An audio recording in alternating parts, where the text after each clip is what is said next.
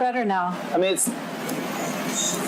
So, Kelly, do you see that you're hearing sound? Okay, good. And great. Hi. I haven't even seen you yet. Yeah.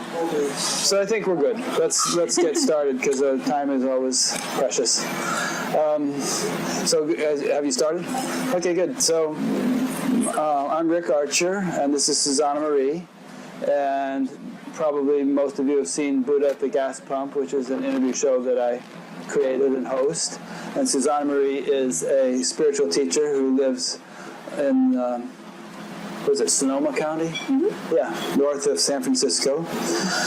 And we were scheduled to spend the day with Adyashanti yesterday, and we were going to talk about an experience that Susanne Marie has shifted into that she'll be talking about. And also I was going to do a one-on-one interview with him after that. But Adi got the flu, so we had to postpone that. Hopefully we're doing it Sunday or Monday. And we had brought up the idea, or maybe Zaya brought it up, of having this little meeting to kind of recap what we had discussed there and to open it up and hear what you had to say about your own experience. So now it's really going to have to be more of a dress rehearsal or something because we haven't done that yet. At least insofar as time moves linearly. We don't know, maybe we have done that yet. What? The Adya thing.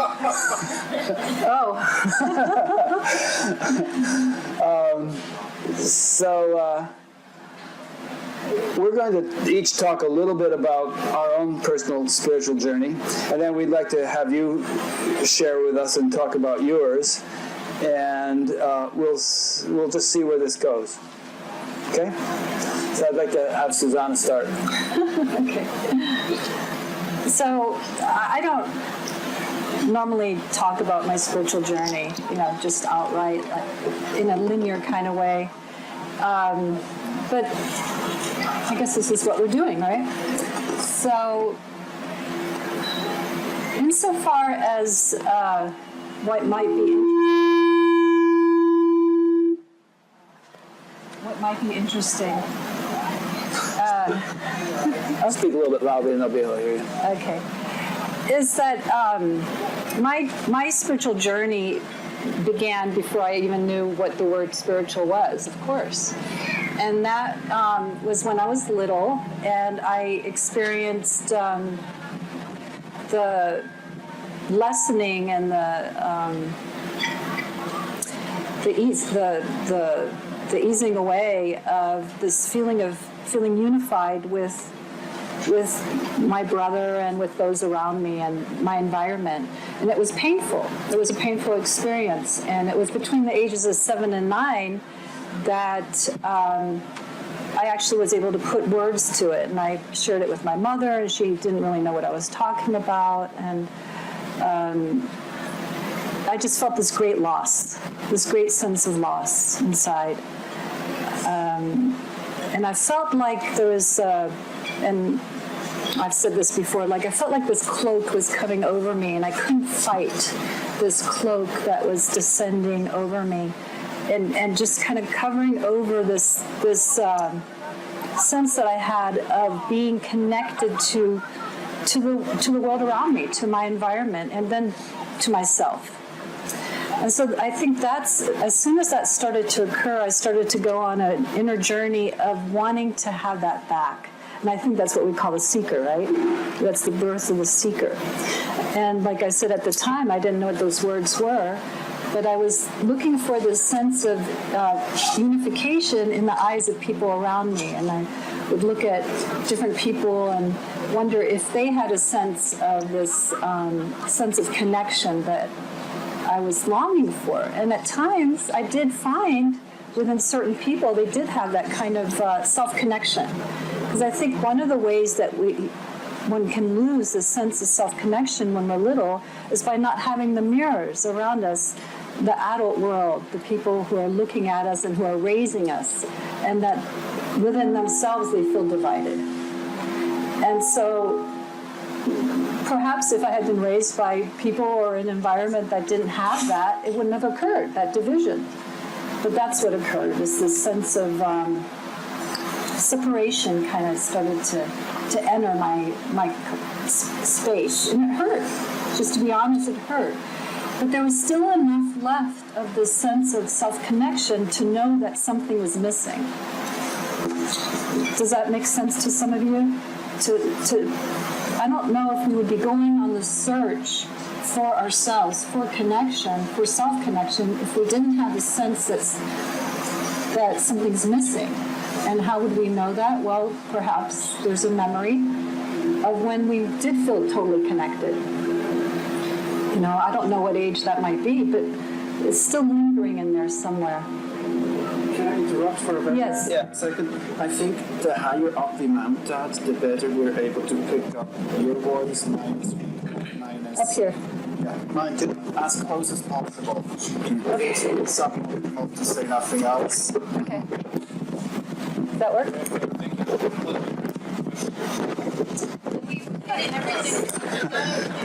How's that? Thank you, Raphael. Okay, so I'm going to go on. So then in my teens, I got interested in things, all kinds of different things, like hypnosis. I studied hypnosis as when I was 16. I used to put my friends under hypnosis and my mom under hypnosis, and I don't know if they really were being tranced out, but it kind of seemed like it. So I was kind of going in this realm of finding my way and of kind of more of a mystical kind of journey. The beauty of nature really spoke to me at the time, and the connection to nature was really important to me. And then when I was 19, I discovered yoga and meditation, and I dove into yoga and meditation, and I felt like I was coming home. And I discovered that I had an aptitude for, well, I don't know, what is an aptitude for meditation? Maybe that it comes easily to you. It felt like soul nourishment. And so I would just sit for hours at a time, just sitting in meditation and doing like 4 hours a day of yoga. And I felt like at the time I was actually releasing stored, accumulated karmas or conditioning of the body. And I felt like it was intelligence that was guiding to release all this things that I had taken on, believing myself to be a separate self. You know, so it was a massive cleaning of about 8 years or so. And one of the things I wanted to touch on really quick is that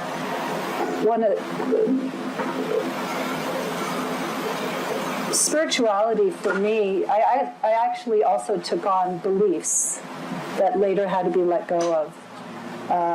Beliefs of what, things I was reading that told me what God was and what Brahman was and what unity consciousness was and what awakening would be.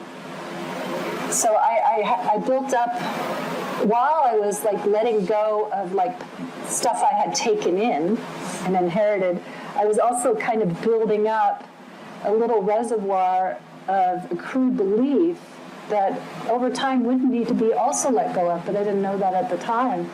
Because I actually thought that spirituality and realization was something that I was growing towards and that I was building up towards and getting better at. That I was going to be, that enlightenment was something that would be like this bliss-filled state where I would feel always connected, and the oneness that I felt would come and visit me, that it would be one continuous stream of that. So I had a lot of beliefs that I had taken on over time, just to be honest, innocently. And it's all very innocent. And then part of my spiritual journey is something that occurred is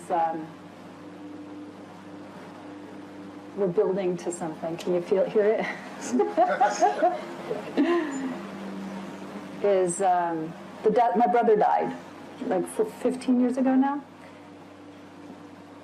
And and when he died, oh, is that an airplane? That's so cool. I just got leveled flat.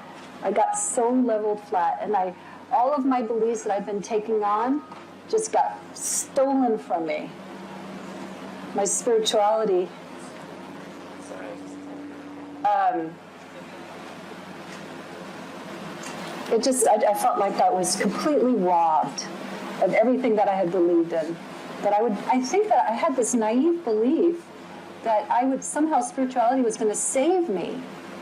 That it was going to save me from the pain and suffering of life. That it was going to save me and protect me, like this innocent belief that I was going to finally be, protected from the horror of life.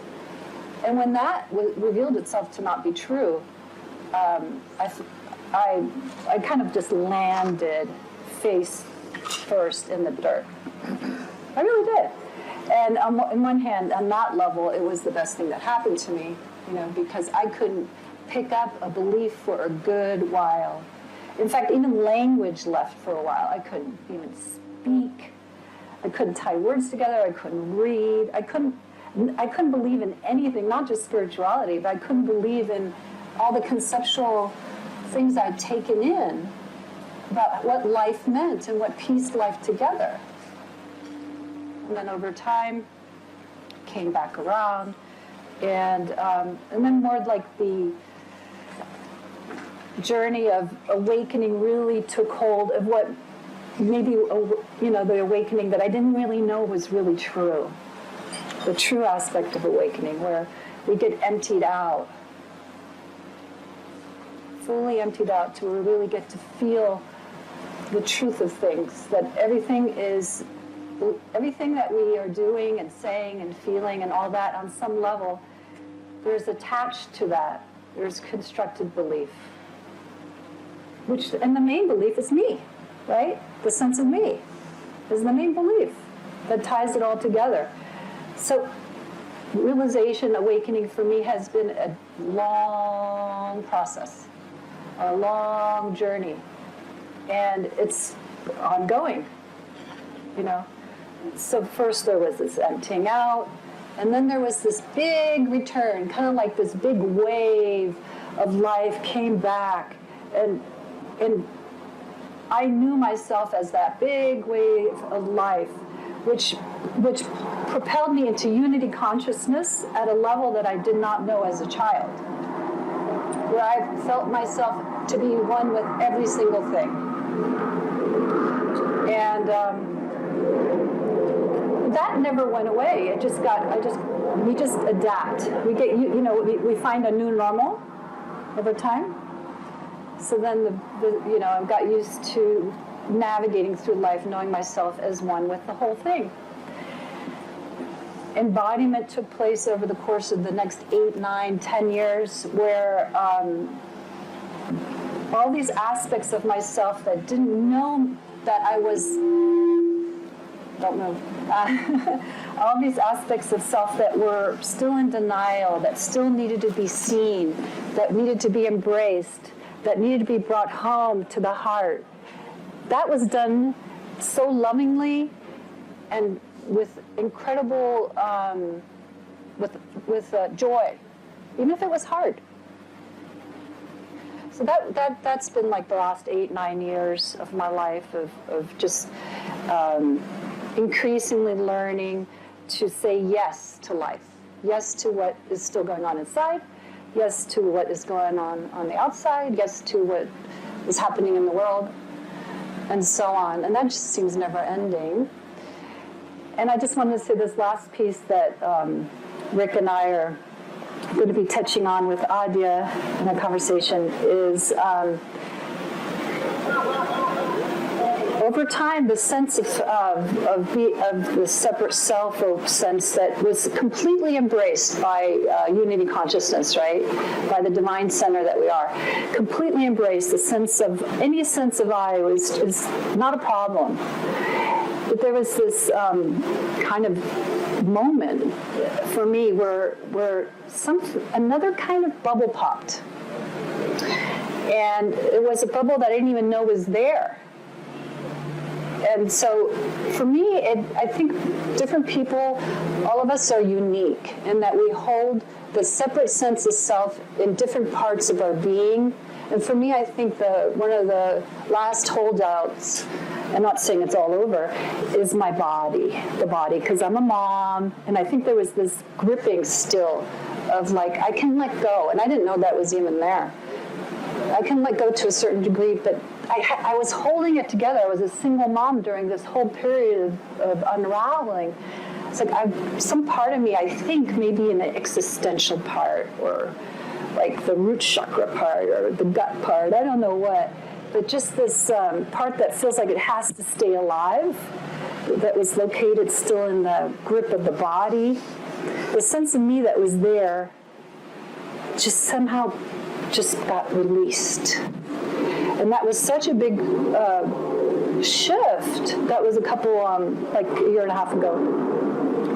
That when that happened, I did not know that there was still a part that was operating as an intermediary, a medium between. Prior to this, how can I best explain this? There was a sense of me, and there was and that me was included in all of life. When this happened, the sense of me was gone, and it was just all of life. And it's really hard to explain that. I didn't even know that the way that I was perceiving life was still through a filter. And that filter just, it was almost like this little toothpick in this little house of cards or something, it was like a toothpick. It was taken out, and this whole thing fell down. And like I said, that's after lots and lots of unraveling. And I was quite contented with the way things were. I wasn't thinking there was more. I wasn't thinking that there should be more, honestly, And it's just like wherever this is now, where I am now, there could be so much more. But it would be, afterwards, it would be going like, oh my God, I didn't know that was still there, So that's basically in a nutshell. Did I go on too long? That's okay. Yeah. So would anyone like to respond to any of that before I say anything? Please do. If you like questions or comments or anything on what she said. I might have some. Use the mic there. He'll turn it up. Is this thing on? Yeah. So, speaking from my own experience, the suffering does go away. Now, what stuck out with me is that you said that the suffering doesn't go away, that it still exists.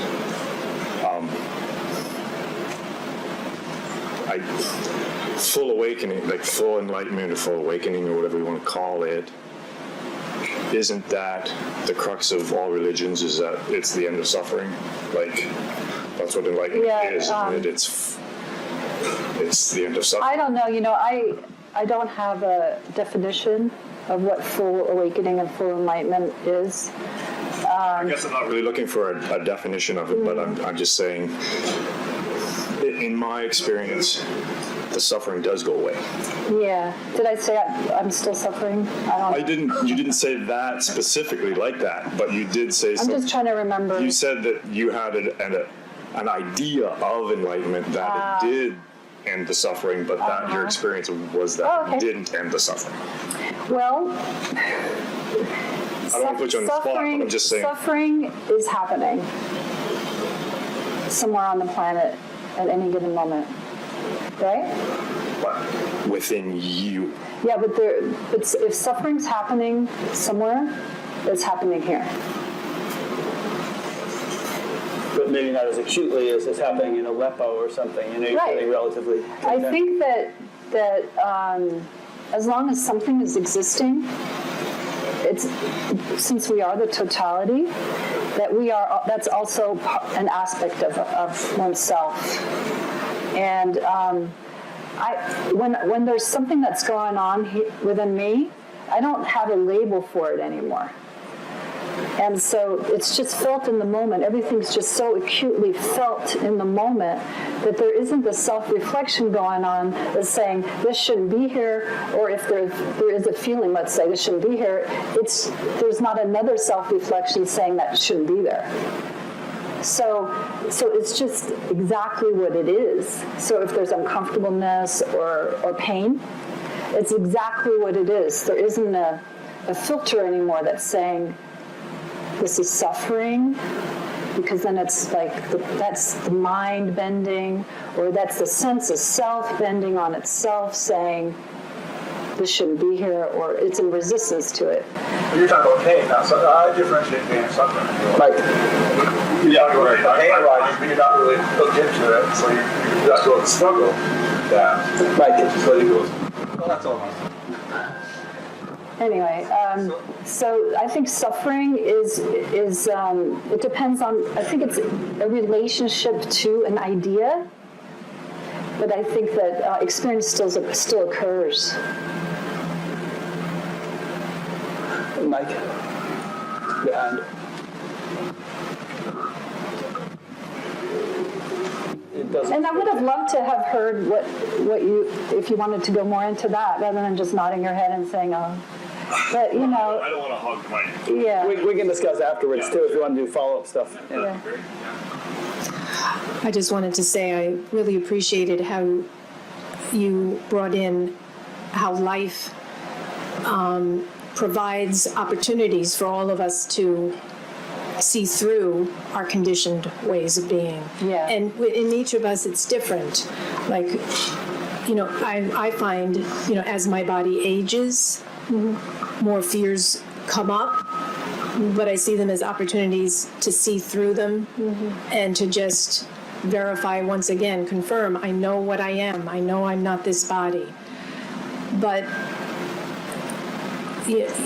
and sometimes, you know, some people are conditioned to have fears around money or around health. So with each of us, it's particular. So, and then life provides these opportunities in these specific ways. Because I had a lot of issues around money, because my father was very frugal and always advised me to be that way with money. So after the shift, it was this, life provided a lot of opportunities for me to see beyond these fears I had around money. So things came up. But as we see them as opportunities, then it's a beautiful way of just seeing back into and just letting it all be free, letting those fears transmute into what they actually are. Exactly. Yeah, to me that's entering a real trust, and trust with what life is revealing.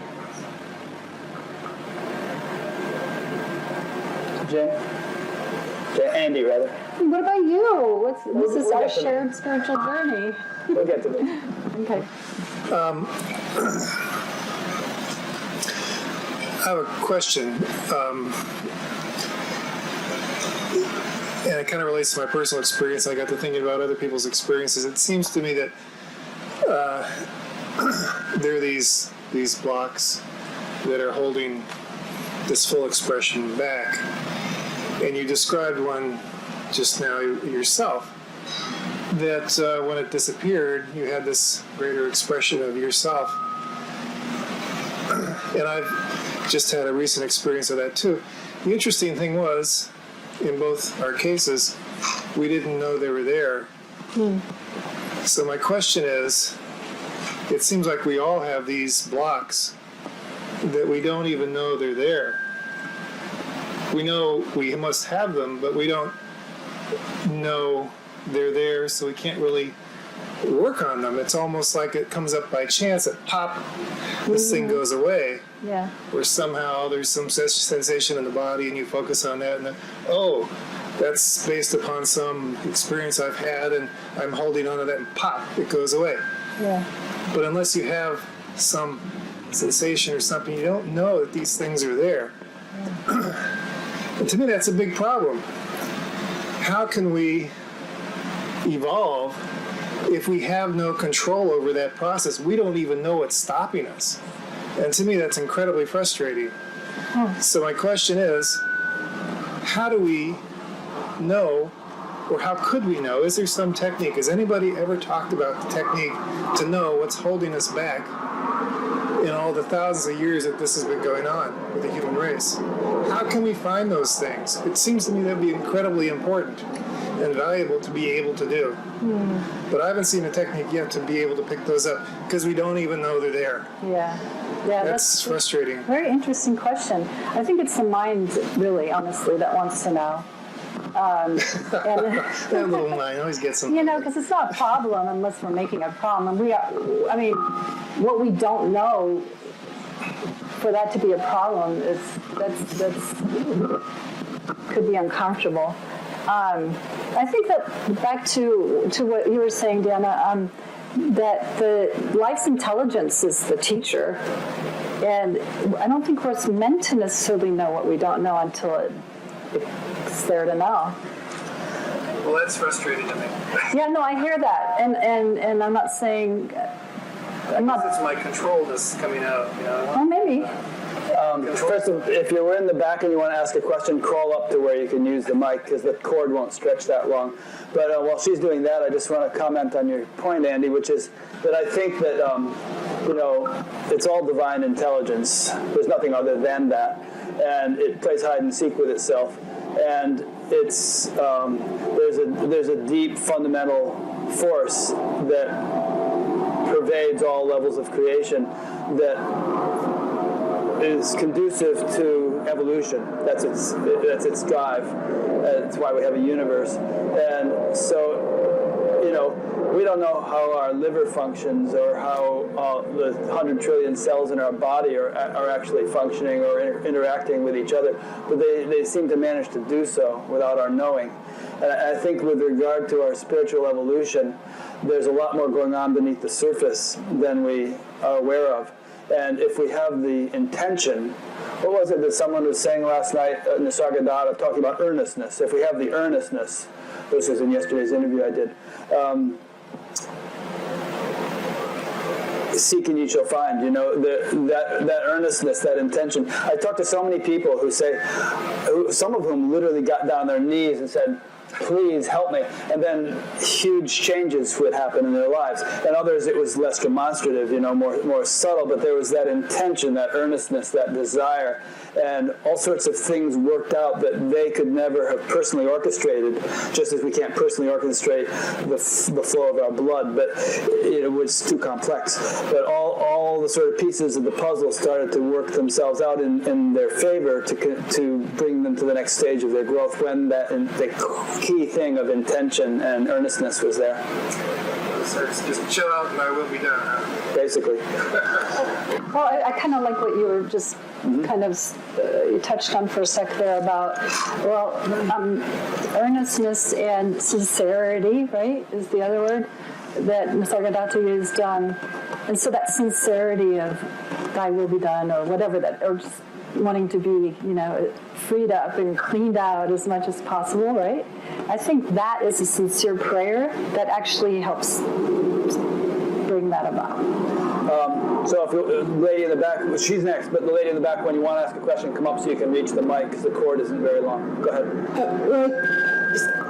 I just wanted to offer for me something he had said that resonated, which was, how do we know?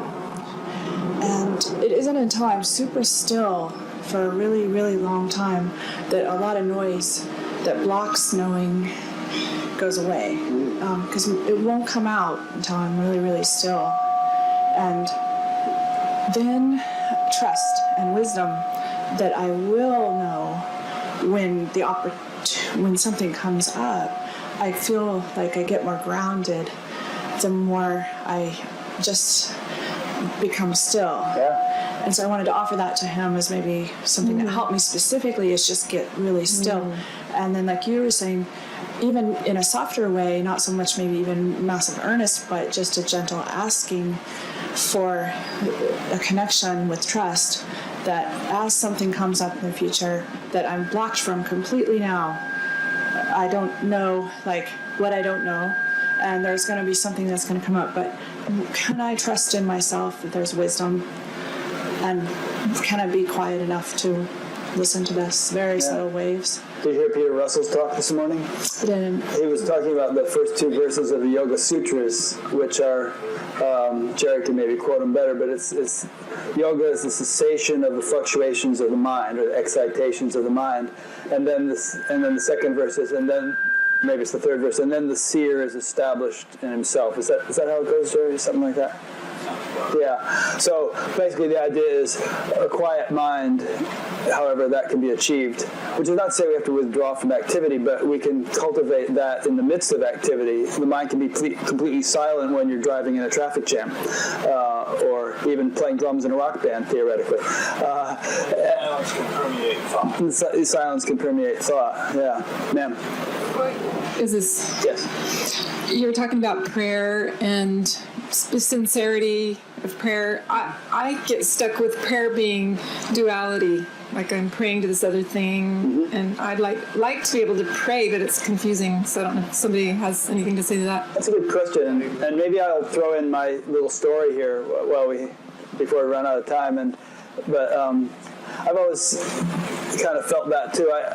I mean, each person has their own way, and I've never been a religious person, and I've always never felt like I could really pray. But I always feel like God is omniscient, and which might be a strange thing to say from a non-religious person, and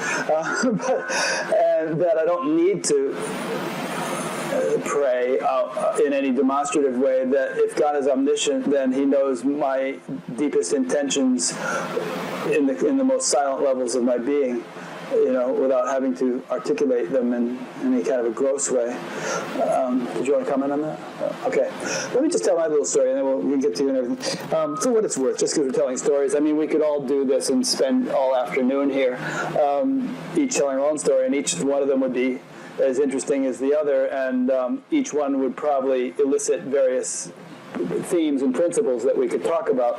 But in my case, I was born to intelligent parents. My father was a professional artist. My mother and father met in art school. She later discovered that he had severe PTSD as a result of being a tail gunner in bombers in World War II and all the horrific things he witnessed, and yet being a very sensitive man who wasn't really sort of like able to handle that kind of stuff. So he got quite deep into alcoholism, also epileptic, and mixing his epileptic drugs with his alcohol, and it was a real mess. And ended up, we had a bit of a rough home life. He would keep the family awake, yelling at my mother till all hours of the early morning, several nights a week. And then when he got too tired to do that, he'd turn the TV up full blast and let it blast. And then we'd somehow have to go to school the next morning. And my mother ended up trying to commit suicide 3 times and in and out of mental hospitals. I didn't really have a clue about spirituality or anything, aside from maybe some little bits of awe looking at the stars when I was a kid. But I was just a kid, following my natural impulses. And as I grew a little bit older, those led to sex, drugs, and rock and roll. And, I ended up dropping out of high school, and some friends talked me into getting into another high school, and I dropped out of that and hitchhiked to California. In fact, we were sitting in the parking lot of the high school in New Jersey, smoking dope, looking at the high school, and the more we smoked, the less I liked the looks of it. And so we thought, let's go to California. So we left that day and hitchhiked out there. Then I was out there for a couple of weeks, and my friends called me up and said, we just spent the night in Jimi Hendrix's motel room, getting stoned with him all night. We're getting the band back together. You got to come back. I was a drummer. So I flew back to Connecticut, and we messed around for a while. We were always too messed up to remember what songs we knew. And finally, one evening that summer of '68, I was, tripping for the 20th time or something with friends, and I was reading a Zen book. And just the friends had gone home. Dog got out. I had to chase him all over the neighborhood because he was waking up the neighbors, running around on LSD, chasing a dog around the neighborhood at 3 a.m. But finally, I settled into my room, and I was reading a Zen book, and I thought, wow, these guys are really serious, and I'm really screwing around. And if I keep screwing around like this, I'm going to lead a really miserable life. I thought, that's it. I'm going to stop taking drugs. I'm going to learn transcendental meditation, and I'll see what happens. So 2 weeks later, I was living with some friends in New Jersey because my father was always kicking me out of the house. And I arranged to go into New York and learn TM. So somebody brought me to the George Washington Bridge, and I walked across and took a subway downtown and walked across Central Park over to the east side and showed up for my instruction with no money and no fruit, flowers, or handkerchief, which you're supposed to bring for the ceremony when you learn TM. So they sent me back. So I did the whole thing in reverse, George Washington Bridge, back out to New Jersey. That night I thought, how am I going to get $35 and whatever else I need for this?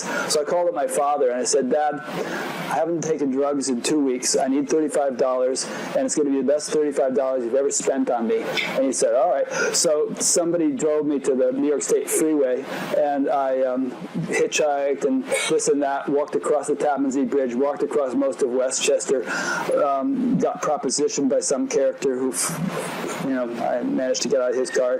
Got home at about 4 in the morning. And, got a little sleep. My father rushed me to the train station, missed the train. Called up the TM center, said, I missed the train, what am I going to do? He said, just take the next train, come on in. So I got into New York and came in for my instruction. And this huge thunderstorm broke out in Manhattan. And there were thunder and lightning and sirens. There's always sirens in Manhattan.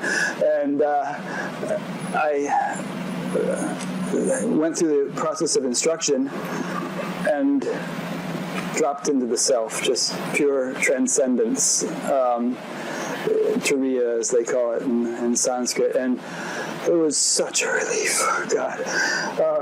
I just felt like a huge weight had been lifted off my shoulders. So then afterwards, I walked down Fifth Avenue or whatever, the pouring rainstorm. People are huddled under awnings, and I'm just walking along and getting drenched to the bone, and people are looking at me like, wow, look at that guy. So anyway, over the next few days, I repeated that process of going back and forth because there's 4 days of instructions, across the park, up to the bridge, across the bridge. And within a very short amount of time, my life began to change radically. I dropped all my friends, spent my time walking the dog in the morning, and got back into school, and one thing led to the next. Make a long story short, within about 2.5 years, I became a TM teacher and began racing around teaching people all over Fairfield County in Connecticut, and had taught about 1,000 people in my first year and a half or so of teacher, and so they kind of promoted me to being a regional lecturer. So I started racing around the East Coast all over the place, giving big lectures. So 3-4 years after having been this doped out hippie, I'm lecturing to 500 people and appearing on TV shows and all that kind of thing. And this went on for, and the great thing about the TM movement was one day you could be lecturing to 500 people, the next thing you know, you're shoveling cow manure in some TM movement facility, and it was really good to culture flexibility. Jerry Freeman and I were in that same facility. I was taking care of the cows. But in any case, my life just kept changing, wave after wave after wave of improvement. After about 25 years of that, I just became too independent in my thinking to fit into an organization anymore. And because of the change, that increased independence in me, the ingrained ways of thinking and behavior that I saw in the organization, they began to appear strange to me, and I just was no longer a good fit. So and I was starting to see other teachers, going to see Amma and stuff, and so they kind of asked me to leave, and it was a good time for me to do that. So earning a living, paying off a mortgage, just got married quite a bit before this point in the story, and living a normal life. But I just had this feeling like now I'm not serving in any kind of spiritual capacity, and I really want to do that. And so at one point, just the thought of, I used to go to this satsang every week in Fairfield that Harry Alto, whose interview you may have seen, and others would attend. And I had this tendency to always be interviewing people in the satsang, asking them probing questions. And the guy who was hosting it said, "Stop interviewing people. You're not supposed to be interviewing people. You're just supposed to talk about your own experience." And finally it dawned on me that, hey, maybe I should be interviewing people. So the thought came to do this thing, Buddha at the Gas Pump.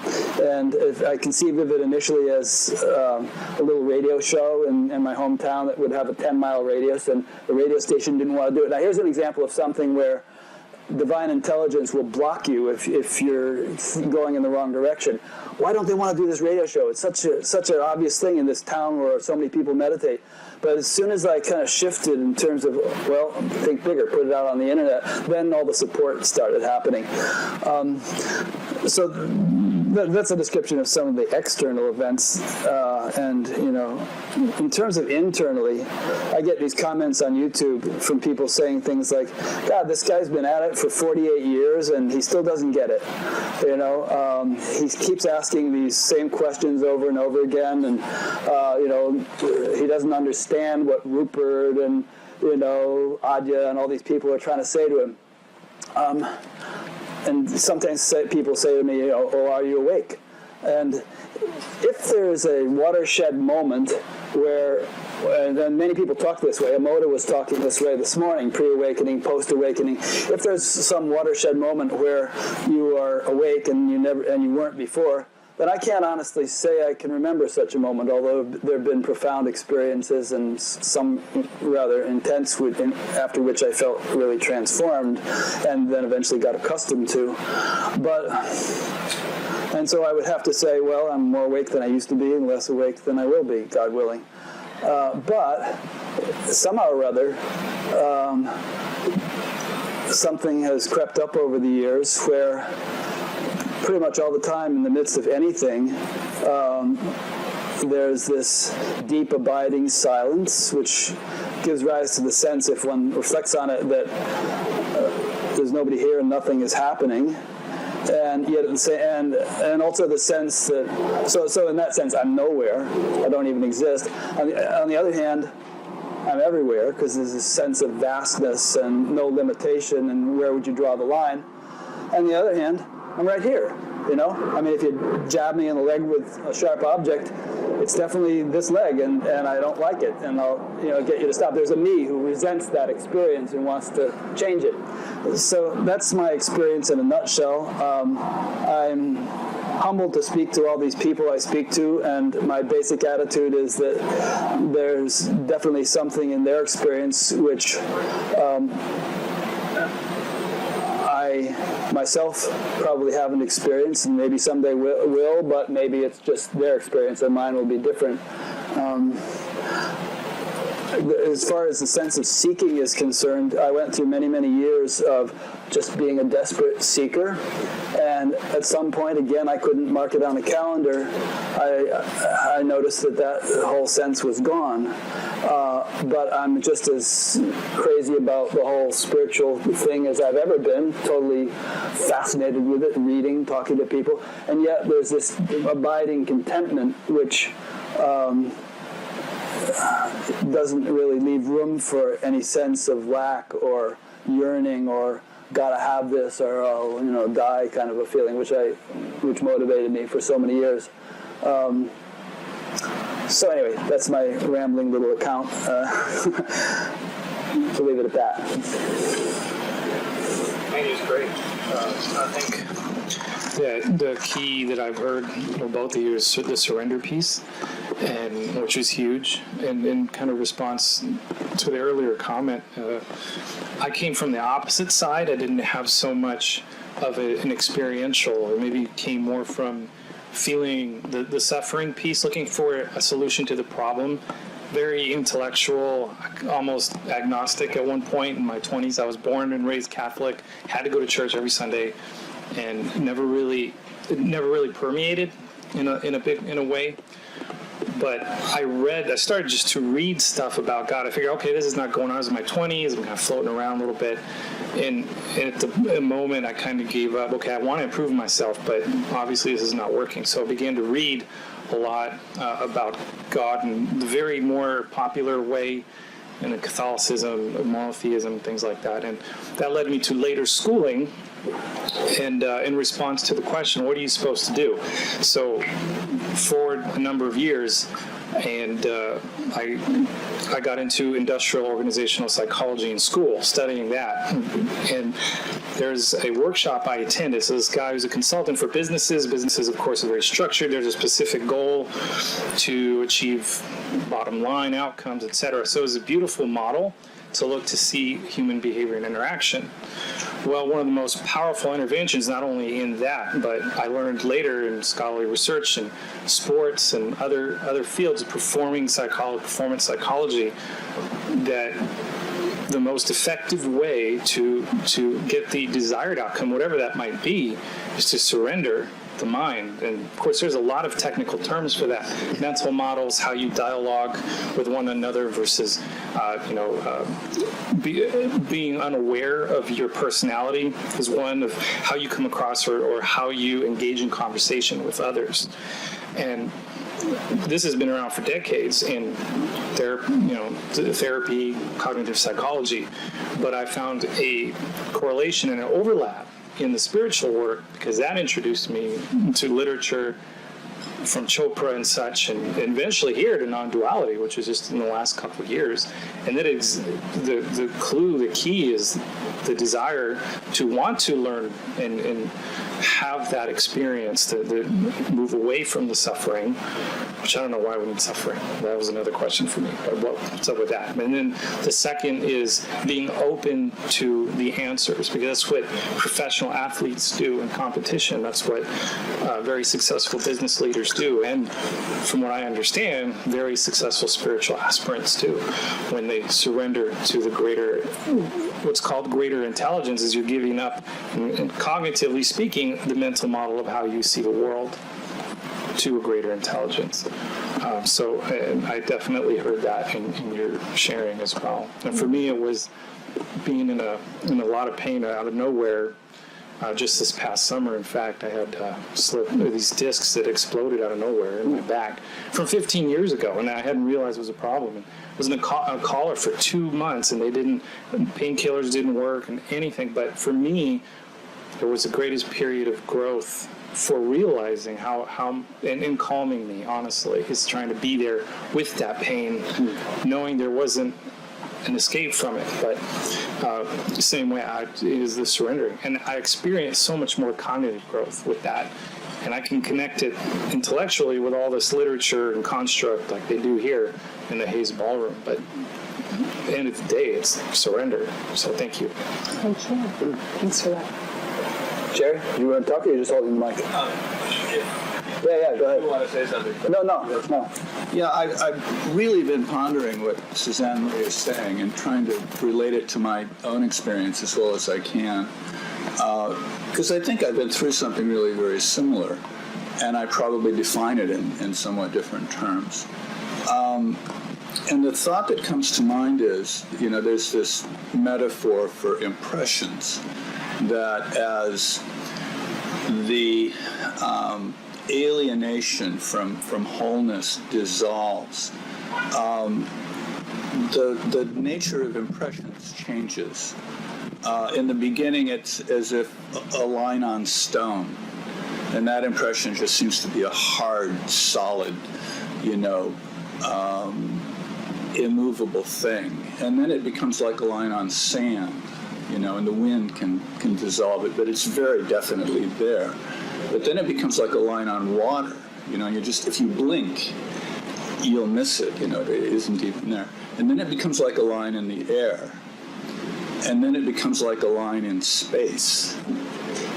But my own experience is that there's always still something, but it gets so subtle that it's as if it's just, it becomes so incomprehensible. What's the word I want? It becomes so insignificant in comparison to this enormous wholeness that opens up. And the other thing that comes to mind is we tread a spiral path. Actually, I'm doing it the wrong way. It's not down, it's up. And as we go through that circle, we cross the same territory again, but we're not crossing the same territory. We're crossing a similar territory that's synchronous, but it's at the next level higher up, and then the next level higher up, and the next level higher up. And another sense is that all boundaries become porous, and it becomes impossible to say that anything starts here and ends there.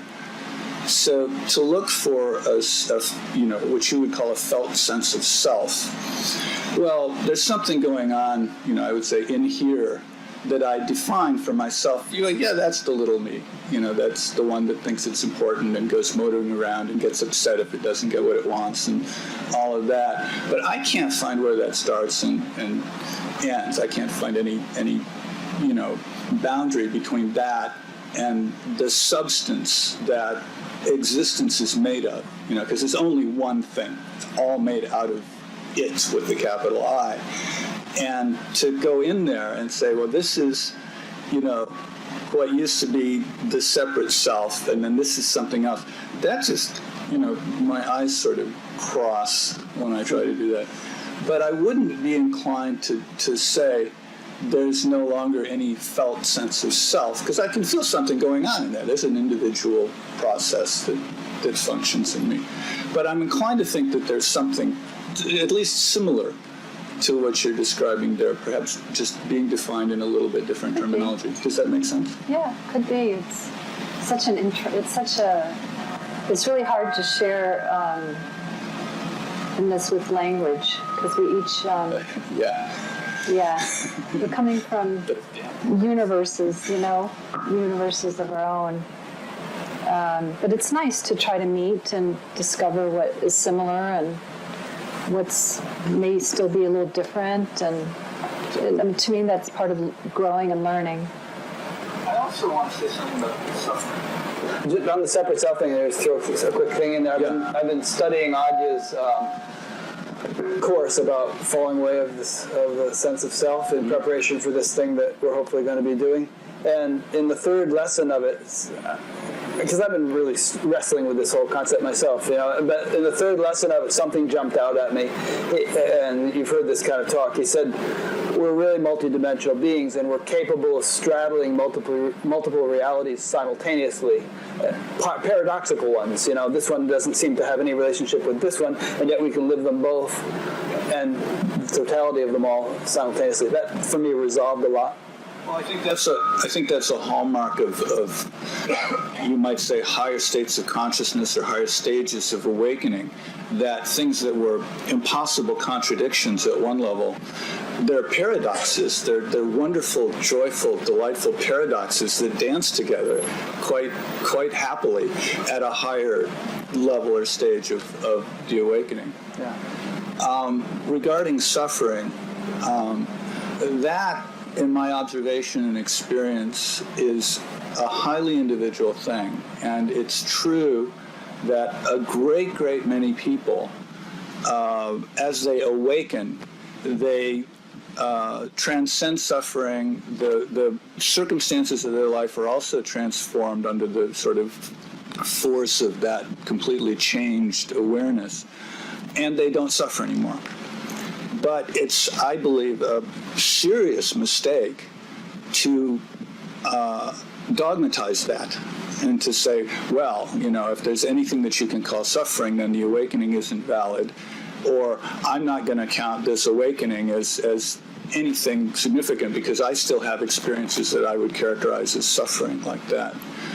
But one's relationship to whatever pain that is definitely changes, and everything falls into a kind of, I would use the word, sort of perfect order, where it seems like nothing happens that's accidental. You don't ever go through something and come out and feel, why did I have to go through that? You come out the other side and there's some transformations taking place, and it seemed utterly purposeful. It was divinely guided like that. But for some people, even in higher stages of awakening that you might call enlightenment or awakening, That can be intense enough that I think it would be dishonest to say, well, I never suffer. I think it's better just to be simple and innocent about it and say, yeah, that was really tough. And I'd have to say I suffered when that was going on like that. Thank you. Oh, go ahead. Thanks for your clarity and your expression, yeah. I think a lot of it, too, is linguistics. And when the charge is taken out of a word and really explored, the word itself is really explored, what we're giving meaning, how we're giving meaning to the word, how we're holding it, then perhaps before one could say it was suffering, and then after that, it's a totally different relationship to what the experience is, and it's not categorized anymore as suffering, it's just deeply felt. Also, there's the multidimensional thing again, too. You and I were students of Maharishi Mahesh Yogi, and he was in an interview with the Abbot of Downside, conducted by Malcolm Muggeridge on BBC many years ago. And he liked to shake people up a bit. He said, Christ never suffered. And of course the Abbot of Downside, what do you mean Christ never suffered? And he said, his essential nature as, God, as the divine, is beyond the realm of suffering. Obviously, his body was going through something. He didn't elaborate this much, but his body was going through something horrific. But I think the point he was trying to make is if one is deeply and clearly and solidly enough established in a realm which is beyond the possibility of suffering, then whatever may be happening on more manifest levels, one is untouched by that. And I think attention is being placed, and if attention is being placed, let's say you're on the cross with nails in your hands, and if attention is being placed on the physical, it's going to hurt. If attention is being placed on the transcendent, there's a way to be able to not be touched by the physical pain. So I think it totally has to do with where consciousness is focusing. You were mentioning one time about when you were giving birth, and you kept your awareness on a level which wasn't touched by the pain. Yeah. But at a certain point you had to get involved, and then it was like, whoa. Yeah, I had to get involved when it was time to get the baby out. You can't stay, in this chilled out place. The midwives, it was so funny, they actually thought they didn't get it. How could someone just be there and be so quiet? And I didn't even know that's what I was doing. I was just deeply in my experience. Deeply, yeah. Anyway. When I picked up the microphone, the topic that I had in my mind next was I was going to say something about contraction. I think Francis wants to make a comment. Let me just say this one thing. Another thing is flow. Mm-hmm. Awareness flows from unboundedness to locality and back to unboundedness again. And there's a tendency to think that when we have this sort of quote-unquote final awakening or enlightenment, that's going to stop. And we're just going to always be in this steady state. But in fact, it's even more dynamic and there's more flow. And the skill, I think, in living a more awakened or a more enlightened attunement to life is to be able to flow, because you go through things and some things, take you through the eye of a needle. And if you just really grab in and hold on and don't let go like that, it intensifies it. But if you're able to surrender to it and let it flow, then it'll stream back out into expansion again with a kind of power. The expansion just becomes huge. And then it'll collapse down again. You can't fight that. You have to allow life to breathe in and breathe out like that. Oh, it's almost time, she said. Yeah. We'll just, you want to make a wrap-up point? Or? I was just thinking that both of your stories struck me as that it was pointing to a cycle, like that I see as a cycle of awakening, you could say, is the old Zen story about first there were trees and mountains, then there were no trees and mountains, then there were trees and mountains, and that we just cycle through that over and over and over. Like I really like Rick's, I'm like more and more, I never use the word enlightenment anymore. when I talk or anything. But even awakening's okay, but awakening seems a little more fluid and open-ended. But my sense is that cycle of trees and mountains, no trees and mountains, trees and mountains, is just what we just go through over and over. Yeah. Like I could hear it in both of your, like, I was like not in the truth, and then I saw the truth, and I thought that was the truth, and then I saw that wasn't really the truth, that the truth was bigger than that, and then you just like keep going through that over and over, and it just never ends. You never get to a point where, okay, that's what it is. It's like, no, that's not what it is. You just all these endless awakenings, and then awakening from awakening. Over and over. I'm going to try to talk about this in my talk on Sunday, which is at 11 o'clock in some room. Oh yeah, we're up against each other. But but yeah, I mean, there are people in spiritual circles who poo-poo the idea of progress and continuing to evolve and so on and so forth. They say you're just going to be forever chasing the dangling carrot if you have that mentality. Just realize that you're that now. And I think that somehow those two can be reconciled, that yes, you are that now, but there's never-ending evolution, and the two can kind of fit together.